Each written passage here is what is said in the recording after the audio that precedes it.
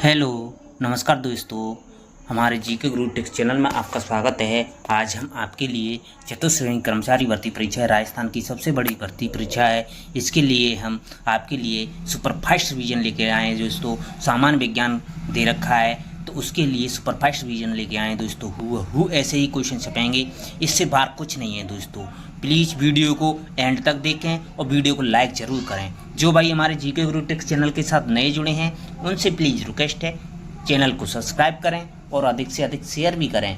जो आपके भाई बहन हैं कंपटीशन एग्जाम की 4th ग्रेड एग्जाम की तैयारी कर रहे हैं उनके लिए वीडियो को अधिक से अधिक शेयर करें। हम आज आपके लिए सुपरफास्ट रिवीजन लेके आए हैं दोस्तों। 50 क्वेश्चनों का सुपरफास्ट रिवीजन है दोस्तों। सिलेक्शन वाली क्लास है, समझो। आप इन क्वेश्चनों को देखेंगे तो हु ऐसे ही क्वेश्चन आपकी परीक्षा में मिलेंगे। तो प्लीज़ वीडियो को एंड तक देखें और वीडियो को लाइक ज़रूर करें दोस्तों। हम आपके लिए बहुत ही महत्वपूर्ण क्लास लेके आए हैं दोस्तों। हु छपने वाले क्वेश्चन हैं दोस्तों। ऐसे ही क्वेश्चन मिलेंगे, इससे बाहर कुछ नहीं मिलेगा आपको। ऐसे ही क्वेश्चन मिलेंगे। जो भाई हमारे टेलीग्राम चैनल पर जुड़ना चाहते हैं वो वीडियो के डिस्क्रिप्शन में जाएं, टेलीग्राम चैनल की लिंक पर क्लिक करें, टेलीग्राम चैनल को ज्वाइन कर सकते हैं। आज की क्लास को शुरू करते हैं। आज की क्लास का पहला प्रश्न आपकी स्क्रीन पर आ रहा है दोस्तों। हम टॉप क्वेश्चन लेके आए हैं दोस्तों। बहुत ही महत्वपूर्ण क्लास है दोस्तों। आपके लिए रामबाण साबित होगी ये क्लास, आपके लिए रामबाण क्लास साबित होगी। तो इसमें पहला क्वेश्चन दे रखा है दोस्तों। पहला क्वेश्चन है, पीलिया रोग किसके संक्रमण से होता है? मस्तिष्क, यकृत, गुर्दा, प्लीहा। तो पीलिया रोग किसके संक्रमण से होता है दोस्तों? तो पीलिया रोग होता है वो यकृत के संक्रमण से होता है। ऑप्शन बी आपका सही जवाब हो जाएगा। पीलिया यकृत के संक्रमण या बिलिरुबिन की अधिकता के कारण होता है जो त्वचा और आंखों को पीला करता है। यह मस्तिष्क, गुर्दा या प्लीहा से सीधे संबंधित नहीं है। इसका संबंध यकृत से है, लीवर से है। ऑप्शन बी आपका सही जवाब हो जाएगा। बहुत भी अच्छे क्वेश्चन लेके आए हैं दोस्तों। 10वीं लेवल की परीक्षा है तो ऐसे ही क्वेश्चन मिलेंगे आपकी परीक्षा में। अगला सवाल है, निमोनिया का रोगजनक है? जीवाणु, कवक, प्रोटोजुआ, विषाणु। निमोनिया रोगजनक है वो जीवाणु द्वारा जनित रोग है दोस्तों। निमोनिया से फेफड़े प्रभावित होते हैं तो ऑप्शन ए आपका सही जवाब हो जाएगा। अगला सवाल है आपका, HIV के लिए प्रयुक्त है? Human immuno deficiency virus, human immuno deficiency value, high immune deficient value, high immuno deficiency virus. तो इसमें आपका सही जवाब हो जाएगा, वो होगा आपका सही जवाब होगा। HIV का पूर्ण नाम होता है human immuno deficiency virus. Human immuno deficiency virus. Option A आपका सही जवाब हो जाएगा। ऑप्शन ए आपका सही जवाब हो जाएगा। जो एड्स का कारण बनता है HIV, यह प्रतिरक्षा तंत्र को कमजोर कर देता है HIV। आपका अगला सवाल है, कचरे का जैविक और अजैविक में वर्गीकरण किस आधार पर किया जाता है?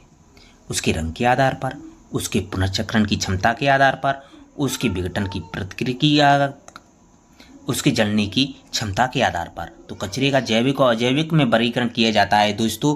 वो जैविक और अजैविक में वर्गीकरण किया जाता है वो उसके विघटन की प्रकृति के आधार पर किया जाता है। ऑप्शन सी आपका सही जवाब हो जाएगा। अगला सवाल है आपका, अगला सवाल है, ग्रीन बिन का उपयोग किस प्रकार के कचरे के लिए किया जाता है दोस्तों? तो ग्रीन बिन का उपयोग किया जाता है दोस्तों, वो ग्रीन बिन के लिए किया जाता है, वो जैव अगठनी कचरे के लिए किया जाता है। ऑप्शन ए आपका सही जवाब हो जाएगा। ग्रीन बिन है जिसे खाद्य अवशेष पत्तियां होती हैं, जो जैव अगठनी कचरे के लिए इसका प्रयोग किया जाता है, वो जो कंपोस्टिंग के लिए उपयुक्त होता है दोस्तों। ऑप्शन ए आपका सही जवाब हो जाएगा। और जिन भाइयों ने अभी तक हमारी वीडियो को लाइक नहीं किया है उनसे प्लीज़ रिक्वेस्ट है, वीडियो को लाइक जरूर करें। आपका अगला सवाल है, प्रतिवर्ती रिफ्लेक्स क्रियाओं का नियंत्रण किसके द्वारा किया जाता है? मस्तिष्क, मेरुरज्जु, तंत्रिकाएं, कोशिकाएं। तो प्रतिवर्ती जो रिफ्लेक्स है क्रियाओं का नियंत्रण किया जाता है दोस्तों, वो किया जाता है, क्रियाओं का नियंत्रण किया जाता है, वो क्रियाओं का नियंत्रण किया जाता है मस्तिष्क, मेरुरज्जु, तंत्रिका कोशिकाएं, इनमें से किसके द्वारा किया जाता है दोस्तों? तो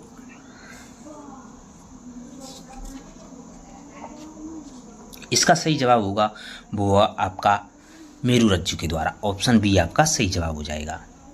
अगला सवाल है, निम्नलिखित में से असंक्रामक रोग कौन सा है? एड्स, कैंसर, कोरोना, सामान्य जुकाम। तो असंक्रामक रोग पूछा है दोस्तों। जो असंक्रामक रोग है दोस्तों वो है आपका कैंसर, एक असंक्रामक रोग है। ऑप्शन बी आपका सही जवाब हो जाएगा। कैंसर की कोशिकाओं की असामान्य वृद्धि के कारण होता है, जो न कि रोगजनक है। ये एड्स, कोरोना और जुकाम ये संक्रामक रोग होते हैं जो विषाणु द्वारा फैलते हैं ये सभी।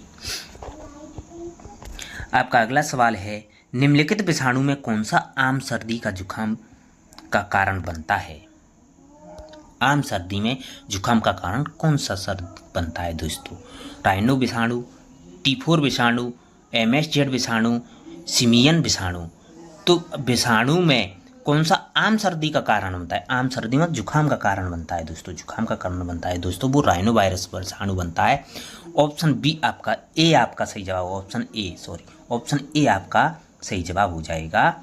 विषाणु होता है ऑप्शन ए, जिससे श्वसन तंत्र प्रभावित होता है। अगला सवाल है, मनुष्य के शरीर का सामान्य तापमान कितना होता है? 92.8 फ़ारेनहाइट, 94.6 फ़ारेनहाइट, 96.4 फ़ारेनहाइट, 98.6 फ़ारेनहाइट। तो सामान्य तापमान होता है मनुष्य का, जो सामान्य तापमान होता है वो 98.6 डिग्री फ़ारेनहाइट होता है। वो 37 डिग्री के लगभग होता है। ऑप्शन डी आपका सही जवाब हो जाएगा। आपका अगला सवाल है, अवशिष्ट प्रबंधन में 3R का सिद्धांत अर्थ है। अवशिष्ट प्रबंधन है दोस्तों जिसमें 3R पूछा है दोस्तों। महत्वपूर्ण सवाल है दोस्तों। आर दे रखती हैं 3, 3R का सिद्धांत है।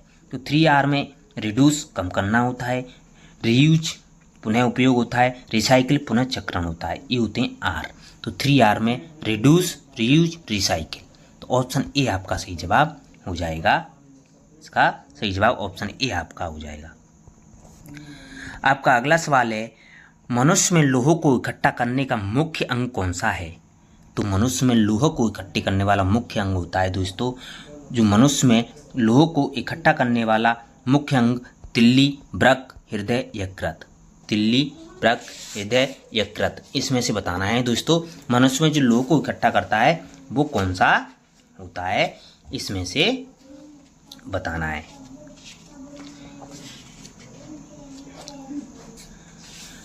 तो जो मनुष्य में लौह को इकट्ठा करने वाला अंग होता है दोस्तों, वो इकट्ठा करने वाला अंग होता है वो होता है दोस्तों यकृत, लीवर होता है। ऑप्शन डी आपका सही जवाब हो जाएगा।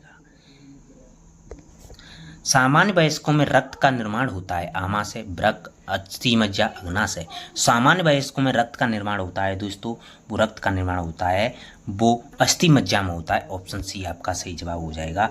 अस्थि मज्जा में सामान्य मनुष्य का रक्त का निर्माण होता है। जो नवजात शिशु होते हैं उसमें रक्त का निर्माण मुख्य रूप से यकृत या प्लीहा में होता है दोस्तों। नवजात शिशु में, भ्रूणावस्था में नवजात शिशु होते हैं उनमें रक्त का निर्माण यकृत या प्लीहा में होता है। मानव शरीर की सबसे लंबी कोशिका कौन सी है? तंत्रिका कोशिका, मांसपेशी कोशिका, यकृत कोशिका, वृक्क कोशिका। मानव शरीर में सबसे लंबी कोशिका है दोस्तों, सबसे लंबी कोशिका है वो तंत्रिका कोशिका है। ऑप्शन ए आपका सही जवाब हो जाएगा, जिसे न्यूरॉन कहा जाता है दोस्तों, न्यूरॉन कहा जाता है। अगला सवाल है आपका, न्यूरॉन क्या होता है? ऊर्जा की आधारभूत इकाई, रेडियोधर्मिता के निर्मुक्त कण, न्यूट्रॉन की प्रतिकण, तंत्रिका तंत्र की आधारभूत इकाई। तो न्यूरॉन होता है दोस्तों, वो न्यूरॉन होता है दोस्तों, वो होता है तंत्रिका तंत्र की आधारभूत इकाई न्यूरॉन कहलाती है दोस्तों। ऑप्शन डी आपका सही जवाब हो जाएगा। निम्नलिखित में से कौन मानव शरीर में न्यूरॉन का हिस्सा नहीं है? Cell body, cyton, dendrite, axon, Bowman capsule. तो मानव शरीर में न्यूरॉन का हिस्सा नहीं है दोस्तों, वो न्यूरॉन का हिस्सा नहीं है, वो है दोस्तों न्यूरॉन का हिस्सा नहीं है, वो नहीं है दोस्तों आपका बोमन कैप्सूल नहीं है। ऑप्शन डी आपका सही जवाब हो जाएगा। जो न्यूरॉन में हिस्से होते हैं दोस्तों, सेल बॉडी होता है, सेल बॉडी होता है, डेंड्राइट होता है, ऑक्सेन होता है। जो न्यूरॉन के प्रमुख हिस्से होते हैं, न्यूरॉन के प्रमुख हिस्से होते हैं। जिन भाइयों ने अभी तक हमारी वीडियो को लाइक नहीं किया है उनसे प्लीज़ रिक्वेस्ट है वीडियो को लाइक ज़रूर करें। अगला सवाल है समतल दर्पण द्वारा बना प्रतिबिंब सदैव होता है। तो समतल दर्पण द्वारा बना प्रतिबिंब सदैव होता है वो सदैव सीधा, आभासी और वस्तु के साइज के बराबर होता है। समतल दर्पण बना प्रतिबिंब सीधा होता है, आभासी होता है, वस्तु के आकार के बराबर होता है दोस्तों, वो समतल दर्पण का गुण होता है दोस्तों। ऑप्शन ए आपका सही जवाब हो जाएगा। बहुत ही महत्वपूर्ण सवाल है दोस्तों। दीर्घ दृष्टि वाले व्यक्ति के लिए निकट बिंदु कौन सा होता है दोस्तों? तो दीर्घ दृष्टि वाले के लिए निकट बिंदु होता है दोस्तों वो 25 सेंटीमीटर से, दीर्घ दृष्टि वाले वो उसको होता है 25 सेंटीमीटर से अधिक होता है दोस्तों। ऑप्शन ए आपका सही जवाब हो जाएगा। और सामान्य दृष्टि होती है वो 25 सेंटीमीटर होती है दोस्तों, सामान्य होती है वो 25 सेंटीमीटर होती है। दीर्घ दृष्टि हाइपरमेट्रोपिया रोग कहते हैं, जिसके लिए निवारण के लिए उत्तल लेंस का प्रयोग किया जाता है दोस्तों। अगला सवाल है रुधिर का द्रव्य भाग क्या कहलाता है? रुधिर का जो द्रव्य भाग है वो क्या कहलाता है? सीरम, लिस्का, प्लाज्मा, कोई नहीं। तो रुधिर का जो द्रव्य भाग होता है दोस्तों तो वो प्लाज्मा कहलाता है। ऑप्शन सी आपका सही जवाब हो जाएगा, प्लाज्मा कहलाता है। सीरम प्लाज्मा का वो भाग है जिसमें थक्का नहीं बनता है दोस्तों, और लिस्का अलग द्रव होता है। अगला सवाल, मेंडल ने अपने प्रयोगों के लिए कितने विषम लक्षण चुने थे? 10, 7, 9। तो मेंडल ने अपने प्रयोगों के लिए जो विषम लक्षण चुने थे दोस्तों वो विषम लक्षण चुने थे 7। ऑप्शन बी आपका सही जवाब हो जाएगा। 7 विषम लक्षण चुने थे मेंडल ने। आपका अगला सवाल है किस अधिनियम के तहत भारत में ठोस अपशिष्ट प्रबंधन के लिए नियम बनाए गए हैं? पर्यावरण संरक्षण अधिनियम 1986, जल संरक्षण अधिनियम 1974, प्रदूषण नियंत्रण अधिनियम 1981, वन संरक्षण अधिनियम 1980। तो भारत में ठोस अपशिष्ट प्रबंधन के लिए जो नियम बनाए गए हैं दोस्तों वो नियम बनाए गए हैं वो पर्यावरण संरक्षण अधिनियम 1986 के तहत बनाए गए। ऑप्शन ए आपका सही जवाब हो जाएगा। जिन भाइयों ने अभी तक हमारी वीडियो को लाइक नहीं किया है उनसे प्लीज़ रिक्वेस्ट है वीडियो को लाइक जरूर करें दोस्तों। हम आपके लिए बहुत ही महत्वपूर्ण क्वेश्चन लेके आए हैं दोस्तों, वो ऐसे ही क्वेश्चन आपकी परीक्षा में छपने वाले हैं दोस्तों। अगला सवाल है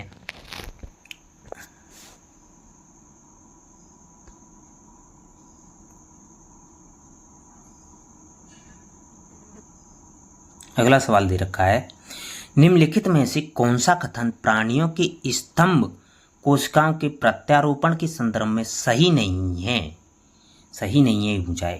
ये अंगों के क्षतिग्रस्त ऊतकों की मरम्मत करती है, इनमें विभेदन होता रहता है जिससे विशेषीकृत प्रकार की कोशिकाओं का निर्माण होता है, ये प्राणी में जीवन भर स्वयं गुणन करती हैं, ये केवल वयस्कों में पाई जाती हैं। तो इसका आपका सही जवाब हो जाएगा ऑप्शन डी आपका सही जवाब हो जाएगा। ऑप्शन डी, ये केवल वयस्कों में पाई जाती हैं, ये इसमें गलत है दोस्तों। ऑप्शन डी इसमें गलत है, बाकी के सभी सही हैं दोस्तों। अगला सवाल है आपका, अगला सवाल है भारत में BS6 वाहनों की बिक्री का प्रावधान किस स्थिति से लागू होता है दोस्तों? 1 अप्रैल 2019, 1 अप्रैल 2020, 1 अप्रैल 2018, इनमें से कोई नहीं। भारत में BS6 वाहनों का जो प्रावधान किया गया है दोस्तों वो BS6 वाहनों का प्रावधान किया है 1 अप्रैल 2020 से किया गया है। ऑप्शन बी आपका सही जवाब हो जाएगा। BS6 प्रदूषण नियंत्रण को कम करने के लिए BS6 फॉर्मूला लगाया गया है। अगला सवाल है आपका सूची 1 को सूची सेकंड से मिलान करना है दोस्तों। सूची 1 को सूची सेकंड से मिलान करना है, सूची 1 को सूची सेकंड से मिलान करना है। सूची 1 में कास्टिक सोडा, बेकिंग सोडा, धावन सोडा, नीलनद होता दे रखें, इनको सूत्रों से मिलाना है दोस्तों। कास्टिक सोडा होता है, बेकिंग सोडा, धावन सोडा, नीला सोडा। तो कास्टिक सोडा होता है दोस्तों, कास्टिक सोडा होता है वो होता है NaOH होता है कास्टिक सोडा। तो ए का हो जाएगा 4, ए का 4 तीनों में दे रखा है तो ये तो कट हो जाएगा। बेकिंग सोडा होता है दोस्तों, बेकिंग सोडा होता है वो होता है दोस्तों बेकिंग सोडा Na2CO3 10H2O होता है। वो बेकिंग सोडा होता है दोस्तों वो होता है NaSCO3 होता है, NaSCO3 होता है बेकिंग सोडा, NaSCO3 होता है। बी का हो जाएगा 3, बी का 3 इसमें दे रखा है। ऑप्शन बी आपका सही जवाब हो जाएगा। धावन सोडा होता है Na2CO3 10H2O होता है, और नीलत होता है वो CuSO4 5H2O होता है। तो ऑप्शन बी आपका सही जवाब हो जाएगा। अगला सवाल है आपका, निम्नलिखित में से मानव शरीर में ऑक्सीजन के अभिगमन का सही अनुक्रम है। ऑक्सीजन के ऊतकों द्वारा, फुफ्फुस के द्वारा, रक्त के द्वारा। तो मानव शरीर में जो ऑक्सीजन के अभिगमन का सही क्रम है दोस्तों, ऑक्सीजन के अभिगमन का सही क्रम है वो है दोस्तों आपका फुफ्फुस के द्वारा, रक्त के द्वारा, ऊतकों द्वारा। फुफ्फुस फिर रक्त फिर ऊतक, 1 2 3 ऐसे होगा। तो इसमें हो जाएगा 3 वो 2 3 1, ऑप्शन बी आपका सही जवाब हो जाएगा। अगला सवाल है आपका, मानव एवं मशीन को चलाने की विज्ञान की एक कल्पना है। बायोनिक चिप, बायोपायरेसी, जैव सूचना विज्ञान, बायोमेट्री। तो मानव एवं मशीन को मिलाने की विज्ञान की एक कल्पना है दोस्तों, वो है दोस्तों bionic chip. Bionic chip, option A आपका सही जवाब हो जाएगा। और जिन भाइयों ने अभी तक हमारी वीडियो को लाइक नहीं किया है उनसे प्लीज़ रिक्वेस्ट है, वीडियो को लाइक ज़रूर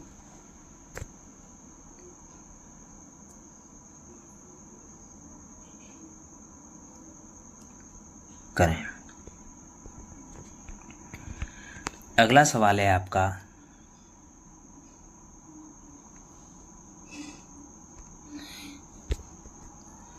निम्नलिखित में से कौन सा भौतिक परिवर्तन नहीं है। द्रवों का द्रवों में पिघलना, गैसों का द्रवों में द्रवीकरण, पदार्थों का विकिंडन, द्रवों का गैसों में बाष्पीकरण। तो भौतिक परिवर्तन नहीं है दोस्तों, ये पूछा है दोस्तों, भौतिक परिवर्तन नहीं है। तो किण्वन रासायनिक परिवर्तन होता है दोस्तों, पदार्थों का किण्वन रासायनिक परिवर्तन होता है दोस्तों, बाकी की सभी भौतिक परिवर्तन हैं दोस्तों, लेकिन पदार्थों का किण्वन रासायनिक परिवर्तन, ऑप्शन सी आपका सही जवाब हो जाएगा। अगला सवाल है आपका, घंटियों और सितार और वायलिन जैसे वाद्य यंत्रों की तार बनाने के लिए धातुओं के किस गुण का उपयोग किया जाता है। अनुनाद, आघातवर्धनीयता, तन्यता, चालकता। तो घंटियों, सितार और वायलिन की जैसे वाद्य यंत्रों बनाने के लिए जिस धातु का प्रयोग किया जाता है वो धातु होता है दोस्तों तन्यता होती है उसमें, ऑप्शन सी आपका सही जवाब हो जाएगा। तन्यता का उपयोग दिया जाता है दोस्तों। अगला सवाल है आपका, स्वच्छ आकाश का रंग नीला क्यों दिखाई देता है दोस्तों। स्वच्छ आकाश का रंग नीला क्यों दिखाई देता है। प्रकाश के परावर्तन का, प्रकाश के विकिरण के, प्रकाश के अपवर्तन के कारण, इनमें से कोई नहीं। तो स्वच्छ आकाश का नीला रंग दिखाई देता है दोस्तों, वो प्रकाश के परावर्तन,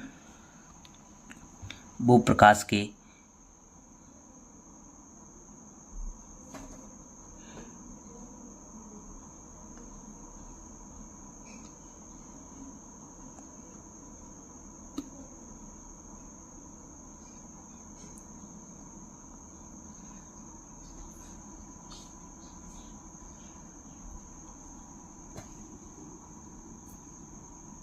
प्रकीर्णन के कारण दिखाई देता है, ऑप्शन ए बी आपका सही जवाब है। अगला सवाल है, वह यदि कोई वस्तु प्रकाश के परावर्तित नहीं करती है तो उसका रंग कैसा होता है। कोई वस्तु है जो प्रकाश को परावर्तित नहीं करती है दोस्तों, तो वो आकाश से काला दिखाई देती है। कैसी दिखाई देती है, काली दिखाई देती है, ऑप्शन डी आपका सही जवाब हो जाएगा। आपका अगला सवाल है, मानव शरीर में डिहाइड्रेशन कित में से किस पदार्थ की कमी के कारण होता है। तो डिहाइड्रेशन होता है दोस्तों, वो डिहाइड्रेशन होता है वो जल की कमी के कारण होता है, ऑप्शन डी आपका सही जवाब हो जाएगा। आपका अगला सवाल है, निम्नलिखित में से कौन सा एक भौतिक परिवर्तन है। पूछा है दोस्तों, कौन सा एक भौतिक परिवर्तन है। जल का वाष्पन, लकड़ी का जलना, फलों का पकना, भोजन का पकना। भौतिक परिवर्तन पूछा है दोस्तों कि निम्नलिखित में से कौन सा भौतिक परिवर्तन है। जल का वाष्प में बदलना, लकड़ी का जलना, फलों का पकना, भोजन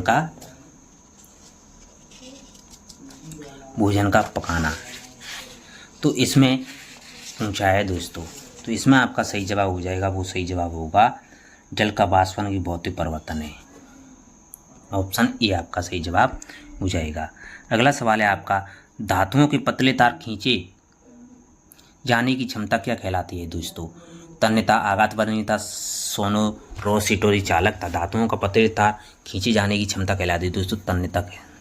खींचे जाने की क्षमता कहलाती है दोस्तों, वो कहलाती है तन्यता। ऑप्शन ए आपका सही जवाब हो जाएगा। अगला सवाल है आपका, परावर्तन के लिए सही है केवल सतह के लिए, केवल अवतल सतह के लिए, केवल उत्तल सतह के लिए, उपरोक्त सभी। तो परावर्तन के लिए सही है दोस्तों, वो ऑप्शन डी आपका सही है, वो सभी के लिए। समतल सतह भी होनी चाहिए, अवतल सतह, उत्तल सतह कोई भी हो, ऑप्शन डी आपका सही जवाब हो जाएगा। अगला सवाल है, विभिन्न स्तरों पर भोजन पाचित रस तथा अवशिष्ट की गति को कौन नियंत्रित करता है दोस्तों? कौन नियंत्रित करता है? तो ये नियंत्रित करता है दोस्तों, वो संवरणीय पेशियां करती हैं। ऑप्शन ए आपका सही जवाब हो जाएगा। आपका अगला सवाल है, मानव शरीर की सबसे बड़ी ग्रंथि कौन सी है? कृत्र, अग्नाशय, अधिवृक्क, थॉमस। तो मानव शरीर की सबसे बड़ी ग्रंथि होती है दोस्तों, मानव शरीर की सबसे बड़ी ग्रंथि होती है, वो सबसे ग्रंथि होती है दोस्तों यकृत होती है, लीवर होती है। मानव शरीर की सबसे बड़ी ग्रंथि होती है दोस्तों यकृत, लीवर होती है। तो ऑप्शन ए आपका सही जवाब हो जाएगा। आपका अगला सवाल है, प्रकाश संश्लेषण में कौन सा परावर्तन होता है दोस्तों? उत्क्रमणीय परिवर्तन, रासायनिक परिवर्तन, तो दोनों इनमें से कोई नहीं। तो प्रकाश संश्लेषण में जो परिवर्तन होता है दोस्तों, वो होता है रासायनिक परिवर्तन होता है दोस्तों। प्रकाश संश्लेषण में रासायनिक परिवर्तन होता है, ऑप्शन बी आपका सही जवाब है। निम्नलिखित धातुओं में से कौन सी विशाल संख्या में स्वचालित वाहनों वाले नगर की वायु को प्रदूषित करती है? कैडमियम, क्रोमियम, सीसा, लेड, तांबा। तो इसमें आपका सही जवाब हो जाएगा, वो हो जाएगा आपका ऑप्शन सी सीसा। ऑप्शन सी सीसा, लेड। लेड है जो वाहनों के ईंधन पेट्रोल में टेट्रा एथिल लेड के रूप में उपयोग होता है, जो वायु प्रदूषण का कारण बनती है। ऑप्शन सी आपका सही जवाब हो जाएगा। अगला सवाल है, जब चंद्रमा क्षितिज के समीप होता है तो किसके कारण बड़ा प्रतीत होता है? वायुमंडल अपवर्तन, प्रकाश की प्रकीर्णन, पूर्ण आंतरिक परावर्तन, विवर्तन के कारण। जो चंद्रमा क्षितिज के समीप होता है तो वह प्रकाश की जो वायुमंडलीय अपवर्तन होता है उसके कारण बड़ा दिखाई देता है, अपवर्तन के कारण। ऑप्शन ये आपका सही जवाब हो गया। अम्लीय श्रावण किसकी विशेषता है? मुखगुहे, जठर, क्षुद्रांत, बृहद्रांत। तो अम्लीय श्रावण है जो विशेषता है दोस्तों, वो है जठर की। ऑप्शन बी आपका सही जवाब हो जाएगा। अगला सवाल है, टाइफाइड म्यादी बुखार किसके कारण होता है? विषाणु, जीवाणु, कवक, परजीवी। तो टाइफाइड होता है जो म्यादी बुखार होता है दोस्तों, वो म्यादी बुखार होता है दोस्तों एक जीवाणु के कारण होता है, साल्मोनेला टाइफी जीवाणु होता है दोस्तों, जिसके कारण होता है दोस्तों जो दूषित भोजन या पानी से फैलता है टाइफाइड। तो ऑप्शन बी आपका सही जवाब हो जाएगा, इसमें ऑप्शन बी आपका सही जवाब हो जाएगा। अगला सवाल है आपका, कच्छ तापमान पर दूध के खट्टा होने में शामिल है भौतिक परिवर्तन, रासायनिक परिवर्तन, भौतिक एवं रासायनिक दोनों परिवर्तन, इनमें से कोई नहीं। तो कच्छ के कमरे के तापमान पर जो दूध का खट्टा होना है जिसमें होता है दोस्तों रासायनिक परिवर्तन होता है। ऑप्शन बी आपका सही जवाब हो जाएगा, रासायनिक परिवर्तन होता है। उस धातु का नाम बताइए जो कमरे के ताप पर द्रव अवस्था में पाई जाती है। Bromine, mercury, potassium, calcium. तो कमरे के ताप पर जो द्रव अवस्था में पाई जाती है दोस्तों, कमरे के ताप पर द्रव अवस्था में, वो ब्रोमीन एकमात्र धातु है जो कमरे के ताप पर द्रव अवस्था में पाई जाती है, ब्रोमीन। ऑप्शन अधातु पूछा है दोस्तों, तो ऑप्शन बी ए आपका सही जवाब हो जाएगा। अगर धातु पूछा जाता है तो दोस्तों जो धातु है वो मरकरी है, पारा है वो कमरे के ताप पर द्रव अवस्था में रहती है, ऑप्शन बी हो जाता। इसमें अधातु पूछा है तो ऑप्शन ए आपका सही जवाब हो जाएगा। मरकरी एक धातु है जबकि पोटेशियम या कैल्शियम एक ठोस धातु है। अगला सवाल है, हीरे की चमक का कारण है? हीरे की चमक का कारण है प्रकाश का पूर्णांकित परावर्तन, प्रकाश का व्यतिकरण, प्रकाश का ध्रुवण, प्रकाश का अपवर्तन। तो हीरे की चमक का कारण है दोस्तों वो है आपका प्रकाश का पूर्ण आंतरिक परावर्तन कारण हीरा चमकता है, ऑप्शन ए आपका सही जवाब है। कौन से जीवाणु में सूजाक रोग होता है? कौन से जीवाणु से सूजाक रोग होता है? तो सूजाक रोग होता है दोस्तों वो होता है निस्सेरियाई गोनेरियाई जीवाणु से होता है, गोनेरियाई जीवाणु होता है दोस्तों, उससे सूजाक रोग होता है, ऑप्शन डी आपका सही जवाब हो जाएगा ऑप्शन डी आपका सही जवाब हो जाएगा। यह एक यौन संचारित रोग है दोस्तों, सूजाक रोग।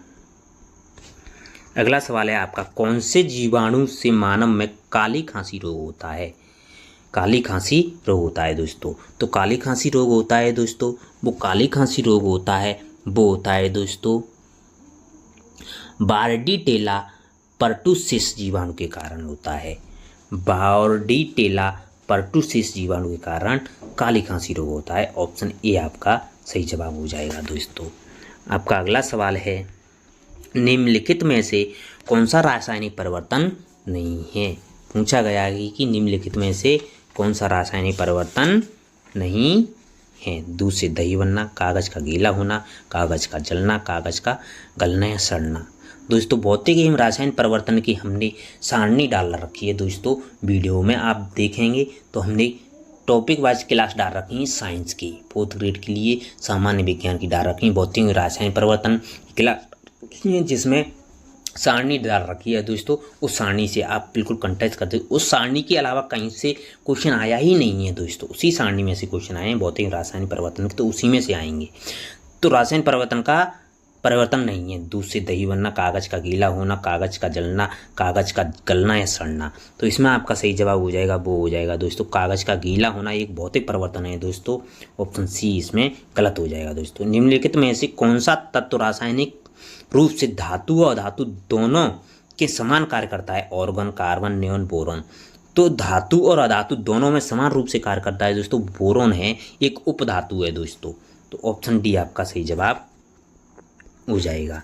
अगला सवाल है आपका, एक नींबू, जब एक नींबू को पानी में से भरे कांच के गिलास में रखा जाता है तो वह अपने वास्तविक साइज से बड़ा प्रतीत होता है। तो यह घटना किस कारण होती है? प्रकाश के परावर्तन, प्रकाश का विक्षेपण, प्रकाश का अपवर्तन, उपरोक्त में से कोई नहीं।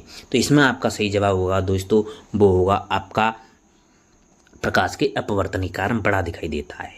प्रकाश के अपवर्तन के कारण नींबू पानी में बड़ा दिखाई देता है। पानी और हवा के बीच प्रकाश की गति बदलने से नींबू का आकार बड़ा प्रतीत होता है। तो ऑप्शन सी आपका सही जवाब हो जाएगा, प्रकाश के अपवर्तन के कारण नींबू बड़ा दिखाई देता है दोस्तों। ऑप्शन सी आपका सही जवाब हो जाएगा। अगला सवाल है आपका, निम्नलिखित में से कौन सा एंजाइम अग्नाशय द्वारा स्रावित नहीं होता है दोस्तों? नहीं पूछा है दोस्तों, एमिलेज, ट्रिप्सिन, रेनिन, लाइपेज। तो इसमें आपका सही जवाब होगा वो होगा दोस्तों रेनिन। रेनिन है जो अग्नाशय द्वारा स्रावित नहीं होता है। एमिलेन, ट्रिप्सिन और लाइपेज ये अग्नाशय द्वारा स्रावित होने वाले हार्मोन हैं दोस्तों। रेनिन है जो आमाशय द्वारा होता है। तो ऑप्शन सी इसमें सही जवाब हो जाएगा। मनुष्य की लाल रक्त कणिकाएं आरबीसी का औसत जीवन काल कितना होता है दोस्तों? 80 दिन, 120 दिन, 160 दिन, 40 दिन। तो आरबीसी का जीवन काल होता है दोस्तों, वो आरबीसी का जीवन काल होता है वो होता है दोस्तों आरबीसी का जीवन काल 120 दिन होता है दोस्तों, 120 दिन होता है। ऑप्शन बी आपका सही जवाब हो जाएगा, 120 दिन आरबीसी का जीवन काल होता है। तिल्ली और एकत्र में ये आरबीसी नष्ट हो जाती है दोस्तों। थैंक यू दोस्तों, धन्यवाद। आशा करता हूँ आपको वीडियो बहुत ही पसंद आई होगी। लाइक करें और अधिक से अधिक शेयर करें दोस्तों। हमने टॉप 50 क्वेश्चन रिवीजन कराई थी दोस्तों, आपके लिए सुपरफास्ट रिवीजन कराया था दोस्तों। इसी में से क्वेश्चन मिलेंगे दोस्तों। वीडियो को अधिक से अधिक शेयर भी करें, अपनी प्रिपरेशन जारी रखें। थैंक यू, धन्यवाद। आपका दिन शुभ हो।